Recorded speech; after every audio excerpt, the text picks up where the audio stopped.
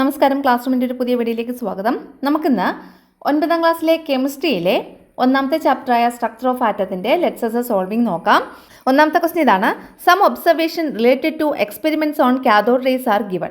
Cathode റേസുമായിട്ട് ബന്ധപ്പെട്ടിട്ടുള്ള experiment നടത്തിയില്ലേ, അതുമായിട്ട് ബന്ധപ്പെട്ടിട്ടുള്ള ചില ഒബ്സർവേഷൻസ് ആണ് തന്നിട്ടുള്ളത്.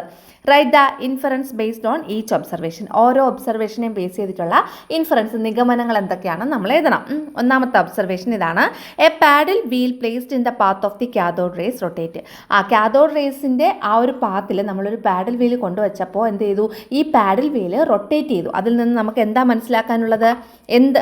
കാഥോഡ് റേസിൻ്റെ ഏത് പ്രോപ്പർട്ടിയാണ് നമ്മൾ അതിൽ നിന്ന് മനസ്സിലായത്? Cathode rays have mass. എന്താണ്?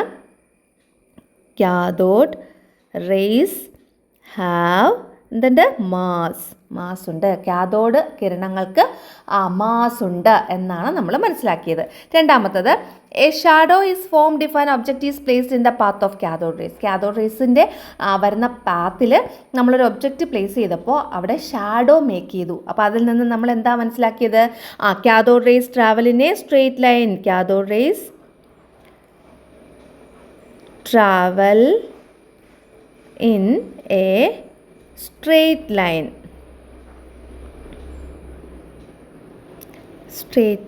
Okay, cathode rays travel in a straight line. At the C, when an electric field is applied perpendicular to the path of cathode rays, the rays deflected towards the positive plate. അതായത് ഒരു electric field ഈ cathode റേസിൻ്റെ പാത്തിൽ, അത് വരുന്ന വഴിയിൽ ഒരു electric field apply ചെയ്തപ്പോൾ ഈ cathode rays deflected towards the positive പ്ലേറ്റിൻ്റെ അടുത്തോട്ട് ഇത് ഡിഫ്ലക്റ്റ് ചെയ്തു. അതിൽ നിന്ന് നമ്മൾ എന്താ മനസ്സിലാക്കാനുള്ളത്? കാഥോഡ് റേസ് പോസിറ്റീവ് സൈഡിലോട്ട് ഡിഫ്ലക്റ്റ് ചെയ്തെങ്കിൽ നമ്മൾ അവിടെ മനസ്സിലാക്കാനുള്ളത് കാഥോഡ് റേസ് ഹാവ് ഏത് ചാർജാണ്? Negative charge. അപ്പോൾ കാഥോഡ് റേസിന് എന്തുണ്ട്? Cathode rays have negative charge. Cathode റേസിന് നെഗറ്റീവ് ചാർജാണുള്ളത്. അതാണ് നമ്മൾ അതിൽ നിന്ന് മനസ്സിലാക്കുന്നത്. അപ്പോൾ കാഥോഡ് റേസിന് നെഗറ്റീവ് ചാർജാണുള്ളത്. പിന്നെ എന്താണ്? ഒരു ഷാഡോ ഫോം ചെയ്തു. ഈ കാഥോഡ് റേസ് വരുന്ന ആ ഒരു പാത്തിൽ ഒരു ഒബ്ജക്റ്റ് വെച്ചപ്പോൾ അവിടെ ഷാഡോ ഫോം ചെയ്തു. അതിൽ നിന്ന് നമ്മൾ മനസ്സിലാക്കാനുള്ളത് cathode rays travel in a straight line. Cathode rays ഒരു സ്ട്രെയിറ്റ് ലൈനിൽ കൂടിയാണ് ട്രാവൽ ചെയ്യുന്നതെന്ന്. പിന്നെ ഒരു paddle wheel placed in the path of cathode rays rotate. ആ കാഥോഡ് റേസ് ഇങ്ങനെ വരുന്ന ഒരു പാത്തിൽ ഒരു പാഡിൽ വീൽ വെച്ചപ്പോൾ അതിങ്ങനെ റൊട്ടേറ്റ് ചെയ്തു. അതിൽ നിന്ന് മനസ്സിലാക്കാൻ കാഥോഡ് റേസ് ഹാവ് മാസ്. ഇത് മൂന്നും നമ്മൾ ആ ചാപ്റ്റർ പഠിച്ചപ്പോൾ വളരെ വ്യക്തമായിട്ട് പഠിച്ചതാണ്. ഇനി അടുത്ത രണ്ടാമത്തെ ക്വസ്റ്റ്യൻ നോക്കിയോളൂ. The atomic number of an atom is 16 and mass number is 32. ഒരു ആറ്റത്തിൻ്റെ അറ്റോമിക് നമ്പർ 16ഉം മാസ് നമ്പർ 32ആണ്. അങ്ങനെയാണെങ്കിൽ how many electrons, protons and neutrons are present in this atom? ഈ ആറ്റത്തിൽ ഇത് ഷുവർ ക്വസ്റ്റ്യൻ ആണ് കേട്ടോ. എക്സാമിന് എന്തായാലും ഇതിൽ നിന്നൊരു ക്വസ്റ്റ്യൻ ഉണ്ടാവും. അപ്പോൾ ഇതിൻ്റെ അകത്തുള്ള ഇലക്ട്രോൺസിൻ്റെ എണ്ണം എത്രയാണ്? പ്രോട്ടോൺസിൻ്റെ എണ്ണം എത്രയാണ്? ന്യൂട്രോൺസിൻ്റെ എണ്ണം എത്രയാണ്? അത് കണ്ടുപിടിക്കണം ഫസ്റ്റ്. അപ്പോൾ നോക്കിയോളൂ, ആദ്യം നമുക്ക് ഇലക്ട്രോൺസിൻ്റെ എണ്ണം കണ്ടുപിടിക്കാം. ഇലക്ട്രോൺസിൻ്റെ എണ്ണം, നമ്പർ ഓഫ് ഇലക്ട്രോൺസ് എത്രയാ? ഇവിടുത്തെ അറ്റോമിക് നമ്പർ എത്രയാണ്? അറ്റോമിക് നമ്പർ 16 ആണ്. അപ്പോൾ ഇലക്ട്രോൺസിൻ്റെ എണ്ണം 16. ഇനി പ്രോട്ടോൺസിൻ്റെ എണ്ണം, അറ്റോമിക് നമ്പർ 16 ആണ്, ഇലക്ട്രോൺസിൻ്റെ എണ്ണം 16 ആണ്. അപ്പോൾ പ്രോട്ടോൺസിൻ്റെ എണ്ണവും 16 ആണ്. ഇതെല്ലാം ഈക്വൽ ആണ്. അറ്റോമിക് നമ്പർ ഇലക്ട്രോൺസിൻ്റെ എണ്ണത്തിനും പ്രോട്ടോൺസിൻ്റെ എണ്ണത്തിനും ഈക്വൽ ആണ്. അപ്പോൾ അറ്റോമിക് നമ്പർ 16 ആയതുകൊണ്ട് ഇലക്ട്രോൺസിൻ്റെ എണ്ണം 16, പ്രോട്ടോൺസിൻ്റെ എണ്ണവും 16. ഇനി ന്യൂട്രോൺസിൻ്റെ എണ്ണം കണ്ടുപിടിക്കണം. ന്യൂട്രോൺസിൻ്റെ എണ്ണം കണ്ടുപിടിക്കാൻ വേണ്ടിയിട്ട് മാസ് നമ്പറിൽ നിന്ന് അറ്റോമിക് നമ്പർ കുറയ്ക്കുക. ഇവിടെ മാസ് നമ്പർ എത്രയാണ് തന്നിട്ടുണ്ട്? 32. 32ൽ നിന്ന് അറ്റോമിക് നമ്പർ എത്രയാണ്? 16. അത് കുറയ്ക്കുക. അപ്പോൾ 32ൽ നിന്ന് 16 കുറയ്ക്കുമ്പോൾ 16 തന്നെ കിട്ടുക. അപ്പോൾ ന്യൂട്രോൺസിൻ്റെ എണ്ണം നമുക്ക് 16. മനസ്സിലായോ? അപ്പോൾ ഇലക്ട്രോൺസ്, പ്രോട്ടോൺസ്, ന്യൂട്രോൺസിൻ്റെ എണ്ണം കണ്ടുപിടിച്ചു. ഇനി write the electron configuration of this atom. ഈ ആറ്റത്തിൻ്റെ ഇലക്ട്രോൺ കോൺഫിഗറേഷൻ എഴുതണം. എങ്ങനെ എഴുതാം ഇലക്ട്രോൺ കോൺഫിഗറേഷൻ? ആദ്യം കെ ഷെല്ലിൽ 2 ഇലക്ട്രോൺസ് വെച്ചു. അപ്പോൾ എത്രയായി? 16. 16ൽ നിന്ന് 2 കുറച്ചുമ്പോൾ 14. ഇനി 14 എണ്ണം ഉണ്ട്. അപ്പോൾ നമുക്ക് എൽ ഷെല്ലിൽ മാക്സിമം ആയ 8 ഇലക്ട്രോൺസ് വയ്ക്കാം. അപ്പോൾ 8ഉം 2ഉം 10 എണ്ണമായി. ഇനിയും ബാക്കിയുണ്ട്. എത്ര? 16ൽ നിന്ന് 10 കുറയ്ക്കുമ്പോൾ ഇനിയും 6 എണ്ണം ബാക്കിയുണ്ട്. അപ്പോൾ അടുത്തതിൽ 6. അപ്പോൾ കെ ഷെല്ലിൽ 2, എൽ ഷെല്ലിൽ 8, എം ഷെല്ലിൽ 6. ഇങ്ങനെയാണ്. അതായത് 2, 8, 6 ഇങ്ങനെയാണ് വരയ്ക്കേണ്ടത്. ഓക്കെ. അടുത്തത് ഇതാണ് എൻ്റെ ഇലക്ട്രോണിക് കോൺഫിഗറേഷൻ. എടുത്ത draw orbit electron configuration of this atom. ഈ രണ്ടാമത്തെ പ്രോബ്ലം ഇല്ലേ, ഇതൊരു ഷുവർ ക്വസ്റ്റ്യൻ ആണ് നിങ്ങൾക്ക് എക്സാമിന്. ഞാൻ നേരത്തെ പറഞ്ഞു, ഒന്നും കൂടെ പറഞ്ഞതേ ഉള്ളൂ. നിങ്ങൾ പഠിക്കാൻ വേണ്ടിയിട്ട് എങ്ങനെ പറയുന്നത്, ഈ പ്രോബ്ലം നമ്മൾ ചെയ്ത് പഠിക്കുകയാണെങ്കിൽ നിങ്ങൾക്ക് എക്സാമിന് ആ ഒരു മാർക്ക് സ്കോർ ചെയ്യാൻ പറ്റും കേട്ടോ. അപ്പോൾ orbit electron configuration of this atom, ഈ ആറ്റത്തിൻ്റെ ഓർബിറ്റ് ഇലക്ട്രോൺ കോൺഫിഗറേഷൻ. ആദ്യം നമ്മൾ എന്ത് വരയ്ക്കണം, അങ്ങോട്ട് നീക്കി വരയ്ക്കാം. ആദ്യം നമുക്ക് ന്യൂക്ലിയസ് വരയ്ക്കാം. ന്യൂക്ലിയസിൽ ആരൊക്കെയുണ്ട്?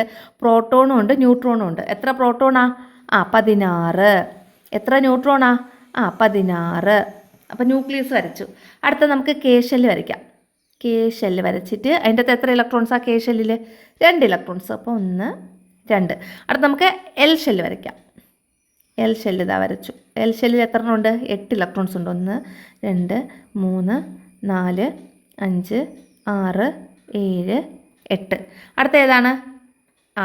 എം ഷെല്ല് വരയ്ക്കാം. M shell, K L M, അങ്ങനെയാണല്ലോ ഷെല്ലുകൾ പോകുന്നത്. അപ്പോൾ എം ഷെല്ല് നിങ്ങൾ കറക്റ്റ് സർക്കിളിൽ തന്നെ വരയ്ക്കണം കേട്ടോ. ഞാൻ വരയ്ക്കുമ്പോൾ ഇങ്ങനെയൊക്കെ ഒന്നായിപ്പോവും. എത്ര എണ്ണം? 6 ഇലക്ട്രോൺസ് കണ്ടോ? 6 ഇലക്ട്രോൺസ്. അപ്പോൾ 1 2 3 4 5 6. എവിടെ വേണമെങ്കിലും വരയ്ക്കാം. ആ റൗണ്ട് മൊത്തത്തിൽ വേണമെങ്കിലും ഒക്കെ വരയ്ക്കാം, എങ്ങനെ വേണമെങ്കിലും വരയ്ക്കാം. അപ്പോൾ ഇങ്ങനെയാണ് ഓർബിറ്റ് ഇലക്ട്രോൺ കോൺഫിഗറേഷൻ ഈ ആറ്റത്തിൻ്റെ കേട്ടോ വരുന്നത്. അപ്പോൾ രണ്ടാമത്തെ ക്വസ്റ്റ്യൻ ആയേ. അടുത്ത മൂന്നാമത്തെ ക്വസ്റ്റ്യൻ നോക്കിയോളൂ. Electrons are present in the K L and M shells of an atom. K ഷെല്ലിലും എൽ ഷെല്ലിലും എം ഷെല്ലിലും ഒക്കെ ഇലക്ട്രോൺസ് ഉണ്ട്.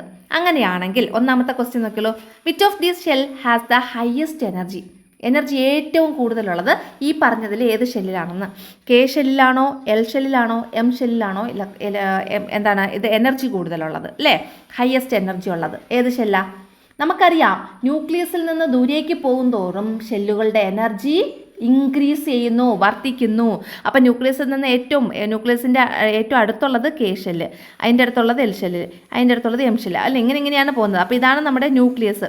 അപ്പോൾ ന്യൂക്ലിയസിൽ നിന്ന് ദൂരെയുള്ളത് എം ഷെല്ലാണ്. അപ്പോൾ ഹയസ്റ്റ് എനർജി ഉള്ള ഷെല്ല് എന്ന് വെച്ച് കഴിഞ്ഞാൽ M shell. Okay. If M shell contains only 3 electrons, ഈ എം ഷെല്ലിൽ 3 ഇലക്ട്രോൺസേ ഉള്ളൂ. Write the atomic number of this atom, ഈ ആറ്റത്തിൻ്റെ അറ്റോമിക് നമ്പർ എഴുതാൻ. അപ്പോൾ നമുക്കത് എങ്ങനെ എഴുതാമെന്ന് നോക്കാം. നോക്കിയോളൂ.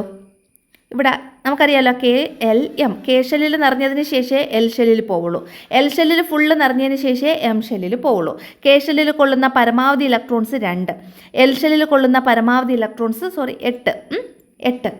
എം ഷെല്ലിൽ കൊള്ളുന്ന പരമാവധി ഇലക്ട്രോൺസ് 8 ഇവിടെ എം ഷെല്ലിൽ എത്ര എണ്ണമാണ് ഉള്ളത്? 3 ഇലക്ട്രോൺസ് ഉണ്ട്. അപ്പോൾ എൽ ഷെല്ലിൽ 8 ഇലക്ട്രോൺസ്, കെ ഷെല്ലിൽ 2 ഇലക്ട്രോൺസ്. അപ്പോൾ 2 8 3 ഇതാണ് ഇവിടുത്തെ ഇലക്ട്രോണിക് കോൺഫിഗറേഷൻ. അപ്പോൾ ടോട്ടൽ എത്ര ഇലക്ട്രോൺസ് ഉണ്ട്? 8 + 2 10, 10 + 3 13. അപ്പോൾ എത്രയാണ്? 13. അപ്പോൾ 13 ഇലക്ട്രോൺസ് ഉണ്ട്. അതായത് ഇലക്ട്രോൺസിൻ്റെ എണ്ണം 13. അപ്പോൾ അവിടുത്തെ അറ്റോമിക് നമ്പർ 13. പ്രോട്ടോൺസിൻ്റെ എണ്ണവും 13. അത് നമുക്കറിയാം. അറ്റോമിക് നമ്പർ 13 ആണെങ്കിൽ ഇലക്ട്രോൺസിൻ്റെ എണ്ണവും പ്രോട്ടോൺസിൻ്റെ എണ്ണവും 13 ആയിരിക്കും എന്നുള്ളത്. ഓക്കെ. അപ്പോൾ 13 അവിടുത്തെ atomic number of this atom. എത്രയാണ്? 13. അടുത്ത what is the number of electrons in this atom? നമ്മൾ നേരത്തെ പറഞ്ഞു എത്രയാണ് ഇലക്ട്രോൺസിൻ്റെ എണ്ണം? 13 തന്നെയാണ്. ഇനി if the nucleus of this atom contains 16 neutrons, ഈ ന്യൂക്ലിയസിൻ്റെ അകത്ത് 16 ന്യൂട്രോൺസ് ഉണ്ട്. അങ്ങനെയാണെങ്കിൽ ഇതിൻ്റെ മാസ് നമ്പർ എത്രയാണ്? അപ്പോൾ നമുക്കറിയാം മാസ് നമ്പർ കണ്ടുപിടിക്കാൻ വേണ്ടിയിട്ട് നമ്മൾ എന്താ ചെയ്യേണ്ടത്? മാസ് നമ്പർ എന്ന് പറഞ്ഞാൽ ന്യൂട്രോൺസിൻ്റെ എണ്ണം പ്ലസ് അറ്റോമിക നമ്പർ. ഇവിടുത്തെ ന്യൂട്രോൺസിൻ്റെ എണ്ണം 16 ആണെന്ന് ക്വസ്റ്റ്യനിൽ തന്നിട്ടുണ്ട്. 16 ന്യൂട്രോൺസ് ഉണ്ട്. 16. ഇനി അറ്റോമിക് നമ്പർ എത്രയാണ്? 13. അത് നമ്മൾ നേരത്തെ പറഞ്ഞതാണ്. അപ്പോൾ 16 അല്ലെങ്കിൽ പ്രോട്ടോൺസിൻ്റെ എണ്ണം. അറ്റോമിക് നമ്പറിന് പകരം നമുക്ക് വേണമെങ്കിൽ പ്രോട്ടോൺസിൻ്റെ എണ്ണം അല്ലെങ്കിൽ ഇലക്ട്രോൺസിൻ്റെ എണ്ണം എല്ലാം സെയിമാണ്. അപ്പോൾ 16 + 13 ചെയ്യുമ്പോൾ നമുക്ക് 29 എന്ന് കിട്ടും. അപ്പോൾ ഇവിടുത്തെ മാസ് നമ്പർ എത്രയാണ്? Mass number 29. ഓക്കെ ആണോ? ഇങ്ങനെയാണ് മാസ് നമ്പർ നമ്മൾ കാൽക്കുലേറ്റ് ചെയ്യുന്നത്. ഇനി അടുത്തത് the orbit electron configuration of an atom is given below. താഴെ ഒരു ആറ്റത്തിൻ്റെ ഓർബിറ്റ് ഇലക്ട്രോൺ കോൺഫിഗറേഷൻ്റെ ഫിഗർ തന്നിട്ടുണ്ട്. അങ്ങനെയാണെങ്കിൽ what is the mass number of this atom? ഈ ആറ്റത്തിൻ്റെ മാസ് നമ്പർ എത്രയാണെന്ന്. അപ്പം മാസ് നമ്പർ കണ്ടുപിടിക്കുന്നത് എങ്ങനെയാണ്?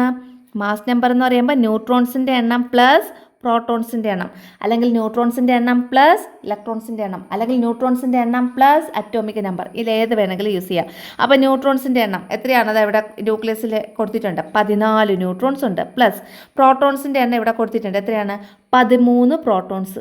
ഇതും കൂടെ ആഡ് ചെയ്താൽ പോരെ? അപ്പോൾ ഇത് രണ്ടും കൂടെ ആഡ് ചെയ്യുമ്പോൾ എത്ര വരും? 27. അപ്പോൾ മാസ് നമ്പർ എത്ര കിട്ടി നമുക്ക്? 27. ഈ മാസ് നമ്പറും അറ്റോമിക് നമ്പറും ഒക്കെ കണ്ടുപിടിക്കേണ്ടത് എങ്ങനെയാണ് എന്നുള്ളത് ആലോചിക്കണം. മാസ് നമ്പർ എന്ന് വെച്ചാൽ ന്യൂട്രോൺസിൻ്റെ എണ്ണം പ്ലസ് പ്രോട്ടോൺസിൻ്റെ എണ്ണം. അപ്പോൾ 14 + 13. പ്രോട്ടോൺസിൻ്റെ എണ്ണം മീൻസ് അത് അറ്റോമിക് നമ്പർ ആവാം, ഇലക്ട്രോൺസിൻ്റെ എണ്ണവും ആവാം കേട്ടോ. അപ്പം നമുക്ക് 27 എന്ന് കിട്ടും. അടുത്തത് write its electronic configuration. Electron configuration എഴുതാം. ഇലക്ട്രോൺ കോൺഫിഗറേഷൻ എങ്ങനെ എഴുതാം? ഇതിൻ്റെ അകത്ത് എത്ര പ്രോട്ടോൺസ് ഉണ്ട്? പ്രോട്ടോൺസിൻ്റെ എണ്ണം ഈക്വൽ ഇലക്ട്രോൺസിൻ്റെ എണ്ണം ഈക്വൽ എത്രയാണ്? 13 അല്ലേ? അപ്പോൾ നമുക്ക് ഇലക്ട്രോൺ കോൺഫിഗറേഷൻ എഴുതാം. അല്ലെങ്കിൽ അറ്റോമിക് നമ്പറും എത്രയാണ്? ഇത് തന്നെ അറ്റോമിക് നമ്പറും എത്രയാണ്? 13. അപ്പോൾ ഈ 13 വെച്ചിട്ടാണ് നമ്മൾ ഇലക്ട്രോൺ കോൺഫിഗറേഷൻ എഴുതാനുള്ളത്. അപ്പോൾ നമുക്ക് ആദ്യം കെ ഷെല്ലിൽ കൊടുക്കാം, പിന്നെ എൽ ഷെല്ലിൽ, പിന്നെ എം ഷെല്ലിൽ. കെ ഷെല്ലിൽ മാക്സിമം 2 ഇലക്ട്രോൺസ്, 2 ഉള്ളൂ. അപ്പോൾ 13 2 കുറയ്ക്കുമ്പോൾ 11. ഇനി 11 എണ്ണം ബാലൻസ് ഉണ്ട്. അപ്പോൾ എൽ ഷെല്ലിൽ മാക്സിമം 8 എണ്ണം വയ്ക്കാം. അപ്പോൾ 8 എണ്ണം വെച്ചു. അപ്പോൾ ഇനിയുണ്ട് ബാക്കി 8ഉം 2ഉം 10 ആയിട്ടുള്ളൂ. ഇവിടെ എത്രയാണ്? 13 അല്ലേ അറ്റോമിക് നമ്പർ. അപ്പോൾ ഇനി ബാക്കി എത്രയുണ്ട്? 3. അപ്പോൾ ആ 3 നമുക്ക് എം ഷെല്ലിൽ വെച്ചാൽ മതി. അപ്പോൾ 2, 8, 3 ഇതാണ് ഇലക്ട്രോൺ കോൺഫിഗറേഷൻ. ഓക്കെ, അപ്പം റൈറ്റ് ഇറ്റ്സ് ഇലക്ട്രോൺ കോൺഫിഗറേഷൻ എന്ന് പറയുമ്പോൾ 2, 8, 3. ഓക്കെ, അല്ലെങ്കിൽ ഇതാ ഇവിടെ നമ്മൾ കാൽക്കുലേറ്റ് ചെയ്ത് നോക്കിയാൽ നോക്കി ഇവിടെ 1, 2 കെ ഷെല്ലിൽ അല്ലേ? കെ ഷെല്ലിൽ 2 എണ്ണം. അടുത്ത എൽ ഷെല്ലിൽ 1, 2, 3, 4, 5, 6, 7, 8. അപ്പോൾ 2, 8 ആയി. ഇനി എം ഷെല്ലിൽ 1, 2, 3 3 അപ്പോൾ 2, 8, 3 ഇങ്ങനെ വേണമെങ്കിൽ എഴുതാം കേട്ടോ. ഓർബിറ്റ് ഇലക്ട്രോൺ കോൺഫിഗറേഷൻ തന്നിട്ടുണ്ടെങ്കിൽ അതിൽ നോക്കിയിട്ട് ഇങ്ങനെ ഇലക്ട്രോണിക് കോൺഫിഗറേഷൻ എഴുതിയാലും മതി. ഓക്കെ ആണല്ലോ. അടുത്തത് the symbol of some atoms are given. ചില ആറ്റംസിൻ്റെ സിമ്പിൾസ് തന്നിട്ടുണ്ട്. അതിൽ നിന്ന് താഴെ കുറച്ച് ക്വസ്റ്റ്യൻസ് കൊടുത്തിട്ടുണ്ട്. അതിന് ആൻസർ നമുക്ക് കണ്ടുപിടിക്കണം. ഒന്നാമത്തത് select A pair of isotopes from the given elements. ഈ തന്നിട്ടുള്ളതിൽ നിന്ന് ഐസോടോപ്പുകൾ ഏതൊക്കെയാണെന്ന് കണ്ടുപിടിക്കണം. അപ്പോൾ എന്താണ് ഐസോടോപ്പ് എന്ന് പറഞ്ഞാൽ? നമ്മൾ കഴിഞ്ഞ ദിവസം പഠിച്ചതാണ്. എന്താ ഐസോടോപ്പ് എന്ന് പറഞ്ഞാൽ? ഐസോടോപ്പ് എന്ന് പറഞ്ഞാൽ എന്താണ്? അറ്റോമിക് നമ്പർ സെയിമും മാസ് നമ്പർ വ്യത്യസ്തമായിട്ടുള്ളതും. അപ്പോൾ ഇവിടെ അറ്റോമിക് നമ്പർ സെയിമും മാസ് നമ്പർ വ്യത്യസ്തമായിട്ടുള്ള ആറ്റംസ് ഏതൊക്കെയുണ്ടെന്ന് നോക്കണം. ഒരേ ആറ്റത്തിൻ്റെയാണ് ഐസോടോപ്പ് വരുന്നത്. അപ്പോൾ ഒരേപോലെ വരുന്ന ഏതൊക്കെയുണ്ട്? കാർബൺ ഇത് രണ്ടുമാണ് ഒരേപോലെ വരുന്നത്. അതിൻ്റെ അകത്ത് അറ്റോമിക് നമ്പർ എത്രയാണ്? 6 ആണ്. ഇവിടെയും കാർബണിൻ്റെ അറ്റോമിക് നമ്പർ 6 ആണ്. പക്ഷേ മാസ് നമ്പർ ഇവിടെ 12, ഇവിടെ 14. അപ്പോൾ ഇതാണ് നമ്മുടെ ഇവിടുത്തെ ഐസോടോപ്പ്. അതായത് മാസ് നമ്പർ സെയിം ആണ്, അറ്റോമിക് നമ്പർ വ്യത്യസ്തമാണ്. അപ്പോൾ നമ്മൾ അത് എഴുതി കൊടുക്കാം. ഐസോടോപ്പ് ഏതൊക്കെയാണെന്ന് വെച്ച് കഴിഞ്ഞാൽ ഏതൊക്കെയാണ്? കാർബൺ 6, 12ഉം അതുപോലെ കാർബൺ 6, 14ഉം. ഇനി write the reason for selecting it. ഇത് സെലക്ട് ചെയ്യാനുള്ള റീസൺ എന്തായിരുന്നെന്ന്. എന്താ റീസൺ? ബിക്കോസ് അറ്റോമിക് നമ്പർ എന്താണ്? Same and mass number different അല്ലേ? അറ്റോമിക് നമ്പർ സെയിമും മാസ് നമ്പർ വ്യത്യസ്തമായതുകൊണ്ടാണ് നമ്മളിത് സെലക്ട് ചെയ്തത്. ഓക്കെ, അടുത്ത select A pair of isobar from the given elements. ഇതിൽ നിന്ന് ഐസോബാർ കണ്ടുപിടിക്കണം. ഐസോബാർ എന്ന് പറയുമ്പോൾ നേരെ ഓപ്പോസിറ്റ്. എന്താണ്? മാസ് നമ്പർ സെയിമും അറ്റോമിക് നമ്പർ വ്യത്യാസവും. അപ്പോൾ മാസ് നമ്പർ സെയിം ആയിട്ടുള്ളത് ഏതൊക്കെയാണെന്ന് നോക്കാം. നമുക്കിവിടെ 24 ഉണ്ട്. 24 വരുന്ന ഏതെങ്കിലും ഉണ്ടോ? അതാ നോക്ക്, ഇവിടെ 24 അല്ലേ? ഇത് 24, ഇത് 24. അറ്റോമിക് നമ്പർ വ്യത്യാസം. അപ്പോൾ ഇതാണ് ഇവിടുത്തെ ഏത്? ഐസോബാർ. ഏതൊക്കെയാണ്? Mg12 24 അതും പിന്നെ Na11 24. ഇതാണ് ഇവിടുത്തെ പെയർ ഓഫ് ഐസോബാർ എന്ന് പറയുന്നത്. ഐസോടോപ്പ് എപ്പോഴും ഒരേ ആറ്റത്തിൻ്റെ എലമെൻറ്റ്സ് ആണ് അല്ലേ? കാർബൺ എന്ന് പറയുന്ന കണ്ടോ? C 2 C ആണ്. പക്ഷേ ഐസോബാർ ആകുമ്പോൾ അത് വ്യത്യസ്തപ്പെടും. പക്ഷേ അതിൻ്റെ അറ്റോമിക് നമ്പറും വ്യത്യാസപ്പെടും, ആ എലമെൻറ്റ്സും വ്യത്യാസപ്പെടും. പക്ഷേ അതിൻ്റെ മാസ് നമ്പർ ഈക്വൽ ആയിരിക്കും. ഓക്കെ, ഇത് മനസ്സിലായല്ലോ. ഇനി അടുത്ത 6ാമത്തെ question. Match the items in column A and B suitably. എയും ബിയും പരസ്പരം സൂറ്റബിൾ ആയിട്ട് മാച്ച് ചെയ്യാൻ പറ്റും. ഈ മോഡൽ ക്വസ്റ്റ്യൻ എക്സാമിന് ചോദിച്ചിട്ടുണ്ടായിരുന്നു കേട്ടോ, കഴിഞ്ഞ ടേം 1ൻ്റെ എക്സാമിനേഷന് കേട്ടോ. അപ്പോൾ ഇത് പഠിച്ചോളണം. പ്ലം പുഡിംഗ് മോഡൽ ഇൻട്രൊഡ്യൂസ് ചെയ്തത് ആരാണ്? Plum pudding model J Thomson plum pudding model. Planetary model ആരാണ്? Planetary model Rutherford. Planetary model ആരാ കൊണ്ടുവന്നത്? റുദർഫോർഡ്. അടുത്ത കനാൽ റേസിനെ കണ്ടുപിടിച്ചത് ആരാ? Gold stein. കനാൽ റേസിനെ കണ്ടുപിടിച്ചത് ഗോൾഡ് സ്റ്റീൻ. അടുത്ത ന്യൂട്രോൺ കണ്ടുപിടിച്ചത് അപ്പോൾ ഏതാണ്? James Chadwick. ജെയിംസ് ചാഡ്വിക് ആണ് ന്യൂട്രോൺസിനെ കണ്ടുപിടിച്ചത്. ഓക്കെ, മനസ്സിലായല്ലോ. പ്ലം പുഡിംഗ് മോഡൽ ഇൻട്രൊഡ്യൂസ് ചെയ്തത് J Thomson, planetary model introduce ചെയ്തത് റുദർഫോർഡ്, കനാൽ റേസ് കണ്ടുപിടിച്ചത് ഫൗണ്ട് ചെയ്തത് ആരാ? ഗോൾഡ്സ്റ്റീൻ, ന്യൂട്രോൺ കണ്ടുപിടിച്ചത് ജെയിംസ് ചാഡ്വിക്. അടുത്ത 7ാമത്തെ ക്വസ്റ്റ്യൻ നോക്കാം. 7ാമത്തെ ക്വസ്റ്റ്യൻ നോക്കിയുള്ളൂ. The atomic number and mass number of an element are 15 and 31 respectively. ഒരു എലമെൻ്റ് ഉണ്ട്, ആ എലമെൻറ്റിൻ്റെ അറ്റോമിക നമ്പർ 15, മാസ് നമ്പർ എത്രയാണ്? 31. അങ്ങനെയാണെങ്കിൽ what is the number of valence electron in this atom? ഈ ആറ്റത്തിലെ വാലൻസ് ഇലക്ട്രോൺ എത്രയാണെന്ന് കണ്ടുപിടിക്കണം. അപ്പോൾ വാലൻസ് ഇലക്ട്രോൺ എന്ന് പറഞ്ഞാൽ എന്താ അർത്ഥമാക്കുന്നത്? അതിൻ്റെ ഏറ്റവും പുറത്തെ ഷെല്ലിലുള്ള എത്ര ഇലക്ട്രോൺസ് ഉണ്ടോ അതിനെയാണ് നമ്മൾ വാലൻസ് ഇലക്ട്രോൺ എന്ന് പറയുന്നത്. മനസ്സിലായോ? ഏറ്റവും പുറത്തെ ഷെല്ലിൽ. അപ്പോൾ അറ്റോമിക് നമ്പർ 15 ആകുമ്പോൾ നമ്മൾ ആദ്യം അതിൻ്റെ ഇലക്ട്രോൺ കോൺഫിഗറേഷൻ എഴുതി നോക്കണം. അപ്പോൾ 15 ആണ് അല്ലേ? അപ്പോൾ കെ ഷെല്ലിലും എൽ ഷെല്ലിലും എം ഷെല്ലിലും ഒക്കെ എത്ര വരുമെന്ന് നോക്കണം. കെ ഷെല്ലിൽ 2, എൽ ഷെല്ലിൽ 8 വെച്ചു. അപ്പോൾ 8 2 10 ആയിട്ടുള്ളൂ. അടുത്ത എം ഷെല്ലിൽ 5 വയ്ക്കാം. അപ്പോൾ ഇനിയില്ലല്ലോ, ഇനിയില്ല. അപ്പോൾ 2 8 10, 10 5 15. അപ്പോൾ 15 കറക്റ്റായി. അപ്പോൾ എം ഷെല്ലിൽ 5 ഇലക്ട്രോൺസ്. ഇവിടുത്തെ വാലൻസ് ഇലക്ട്രോൺ എന്ന് പറഞ്ഞാൽ അറിയാലോ, ഏറ്റവും പുറമേയുള്ള ഷെല്ല്. ഇവിടുത്തെ ഏറ്റവും പുറമേയുള്ള ഷെല്ല് എം ഷെല്ലാണ്. ഇങ്ങനെ നമ്മൾ വരയ്ക്കുന്ന ആദ്യം ന്യൂട്രോൺസ്, പിന്നെ കെ ഷെല്ല്, പിന്നെ എൽ ഷെല്ല്, പിന്നെ എം ഷെല്ല്. അപ്പോൾ ഏറ്റവും പുറമേയുള്ള ഷെല്ല് എം ഷെല്ലാണ്. എം ഷെല്ലിൽ മൊത്തം 5 ഇലക്ട്രോൺസ്. അപ്പോൾ ഇവിടുത്തെ what is the number of electrons, number of വാലൻസ് electrons in this atom എന്ന് വെച്ച് കഴിഞ്ഞാൽ 5. ഇനി how many neutrons are present in this atom? ഈ ആറ്റത്തിൽ എത്ര ന്യൂട്രോൺസ് ഉണ്ടെന്ന്. ഇവിടെ അറ്റോമിക് നമ്പർ എത്രയാണ്? 15, മാസ് നമ്പർ 31. അപ്പോൾ ന്യൂട്രോൺസിൻ്റെ എണ്ണം കണ്ടുപിടിക്കാൻ നമ്മൾ എന്താ ചെയ്യാനുള്ളത്? 31-ൽ നിന്ന് ഈ 15-നെ അങ്ങ് കുറയ്ക്കുക. 31-ൽ നിന്ന് 15 കുറയ്ക്കുക. എത്ര കിട്ടും? 31 - 15 16. അപ്പോൾ number of neutrons present in this atom 16 ആണ് അവിടുത്തെ ആറ്റത്തിൽ അടങ്ങിയിട്ടുള്ള ന്യൂട്രോൺസിൻ്റെ എണ്ണം. ഓക്കെ, അടുത്തത് draw orbit electron configuration of this atom. ഈ ആറ്റത്തിൻ്റെ ഓർബിറ്റ് ഇലക്ട്രോൺ കോൺഫിഗറേഷൻ വരയ്ക്കാനാണ് പറഞ്ഞിട്ടുള്ളത്. എങ്ങനെ വരയ്ക്കാം? ആദ്യം നമുക്ക് ന്യൂട്രോൺസ് വരയ്ക്കാം, പിന്നെ നമുക്ക് കെ ഷെല്ല് വരയ്ക്കാം, പിന്നെ എൽ ഷെല്ല് വരയ്ക്കാം, പിന്നെ എം ഷെല്ല് വരയ്ക്കാം.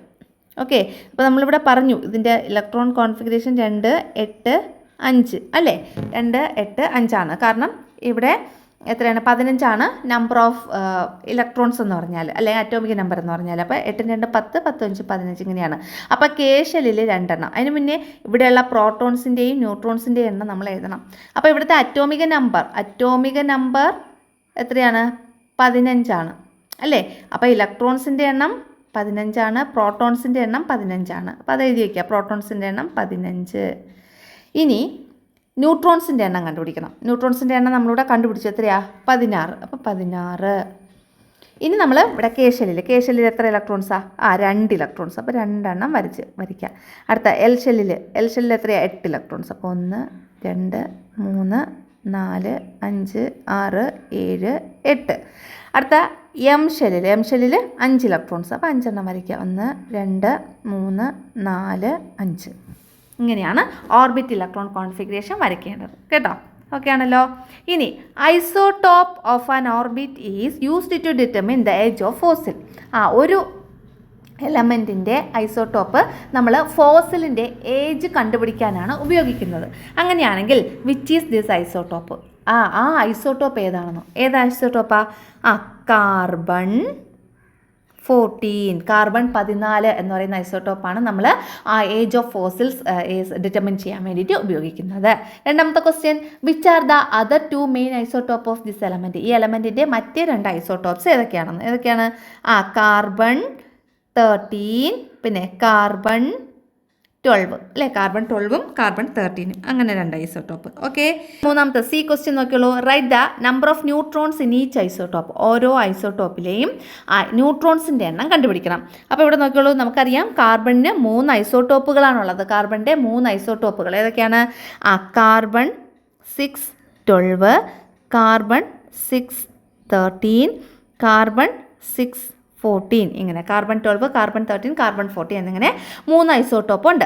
അപ്പോൾ ഇതിൽ നമുക്കറിയാം 6 എന്ന് പറഞ്ഞാൽ ഇവിടുത്തെ അറ്റോമിക് നമ്പർ, 12 എന്ന് പറയുന്നത് മാസ് നമ്പർ. ഇവിടെ നോക്കിയുള്ളൂ എല്ലാത്തിൻ്റെയും അറ്റോമിക് നമ്പർ എന്താണ് സെയിം ആണ്, മാസ് നമ്പർ മാത്രമാണ് വ്യത്യാസപ്പെടുന്നത്. അതുകൊണ്ടാണ് ഇതിനെ ഐസോട്ടോപ്പ് എന്ന് പറയുന്നത്. അപ്പോൾ നോക്കിയുള്ളൂ ഇതിൻ്റെ അകത്തുള്ള നമ്പർ ഓഫ് ന്യൂട്രോൺസ് എത്രയാണെന്ന് കണ്ടുപിടിക്കാനാണ് നമുക്കിവിടെ തന്നിട്ടുള്ള ക്വസ്റ്റ്യൻ. അപ്പോൾ number of neutrons is equal to എന്ത് ചെയ്യണം, ആ മാസ് നമ്പറിൽ നിന്ന് അറ്റോമിക് നമ്പർ കുറയ്ക്കണം. ഇവിടുത്തെ മാസ് നമ്പർ 12, 12ൽ നിന്ന് അറ്റോമിക് നമ്പർ 6 കുറയ്ക്കുക. 12 - 6 6. അടുത്തത് കാർബൺ 613 അല്ലെങ്കിൽ കാർബൺ 13. അതിൻ്റേത് എങ്ങനെ കണ്ടുപിടിക്കാം? നമുക്ക് എഴുതി കൊടുക്കാം. നമ്പർ ഓഫ് ന്യൂട്രോൺസിൻ്റെ എണ്ണം ഈക്വൽ എത്രയാണ് ചെയ്യാനുള്ളത്? 13 - 6. 13 എന്ന് പറയുന്നത് എന്താണ്? Mass number. മാസ് നമ്പറിൽ നിന്ന് നമ്മുടെ അറ്റോമിക് നമ്പർ കുറയ്ക്കുക. 13 - 6 എത്ര വരും? 7. അടുത്ത നമ്മുടെ നമ്പർ ഓഫ് ന്യൂട്രോൺസ് കണ്ടുപിടിക്കുക. ഏതിൻ്റെ? കാർബൺ 14ൻ്റെ നമ്പർ ഓഫ് ന്യൂട്രോൺസ് കണ്ടുപിടിക്കാൻ വേണ്ടിയിട്ട് 14 - 6 എത്ര വരും? 8. അപ്പോൾ നോക്കിയോളൂ, കാർബൺ 12ൻ്റെ അകത്തുള്ള ന്യൂട്രോൺസിൻ്റെ എണ്ണം 6, കാർബൺ 13ൻ്റെ അകത്തുള്ള ന്യൂട്രോൺസിൻ്റെ എണ്ണം 13, കാർബൺ 14ൻ്റെ അകത്തുള്ള ന്യൂട്രോൺസിൻ്റെ എണ്ണം 8. അപ്പോൾ 6, 7, 8 ഇങ്ങനെയാണ് കിട്ടുന്നത്. ഓക്കെ ആണോ? അപ്പോൾ ഇത്രയായപ്പോൾ നമ്മുടെ ലെറ്റ്സസ് സോൾവിങ് കഴിഞ്ഞു, കംപ്ലീറ്റ് ആയി. അപ്പോൾ എല്ലാവരും നന്നായിട്ട് പഠിക്കുക. അപ്പോൾ നമ്മുടെ സ്ട്രക്ചർ ഓഫ് ആറ്റം എന്ന് പറഞ്ഞ യൂണിറ്റ് കംപ്ലീറ്റ് ആയി. അതേപോലെ ഹിസ്റ്ററിയുടെ നമ്മുടെ ഫസ്റ്റ് ചാപ്റ്റർ ഉണ്ടല്ലോ, അതും നമ്മൾ കംപ്ലീറ്റ് ആയിട്ടുണ്ട്. അപ്പോൾ ഹിസ്റ്ററിയുടെ 1ാമത്തെ ചാപ്റ്ററും കെമിസ്ട്രിയുടെ 1ാമത്തെ ചാപ്റ്ററും കംപ്ലീറ്റ് ആയി. ഇനി നമുക്ക് ഫിസിക്സിൻ്റെ 1ാമത്തെ ചാപ്റ്റർ ഒരു ക്ലാസ്സും കൂടെ ഉണ്ടെങ്കിൽ കംപ്ലീറ്റ് ചെയ്യാം. ലെറ്റ്സസ് സോൾവിങ് മാത്രമേ ഉള്ളൂ, നോട്ട്സ് കംപ്ലീറ്റ് ചെയ്തിട്ടുണ്ട്. പിന്നെ ബയോളജി കംപ്ലീറ്റ് ചെയ്യണം. അതുപോലെ ജോഗ്രഫിയുടെ 1ാമത്തെ ചാപ്റ്റർ നമ്മൾ കംപ്ലീറ്റ് ആക്കിയിട്ടുണ്ട്. അപ്പോൾ പിന്നെ മാത്സിൻ്റെ 1ാമത്തെ ചാപ്റ്റർ നമ്മൾ കുറച്ചായിട്ടുണ്ട്. ഇനി ഒരു 2 ക്ലാസ്സും കൂടെ ഉണ്ടെങ്കിൽ അത് കംപ്ലീറ്റ് ആവും. അപ്പോൾ എല്ലാവരും വീഡിയോ കാണുക, ലൈക്ക് ചെയ്യുക, നിങ്ങളുടെ കൂട്ടുകാർക്കായിട്ട് ഒന്ന് ഷെയർ ചെയ്ത് കൊടുക്കുക. Thank you. ഓക്കെ, അപ്പോൾ എല്ലാവരും നന്നായിട്ട് പഠിക്കുക, നല്ല രീതിയിൽ എക്സാമിന് മാർക്ക് സ്കോർ ചെയ്യാൻ കഴിയട്ടെ എന്ന് ആശംസിക്കുന്നു. ഹാപ്പി ലേണിംഗ് എല്ലാവർക്കും. Thank you.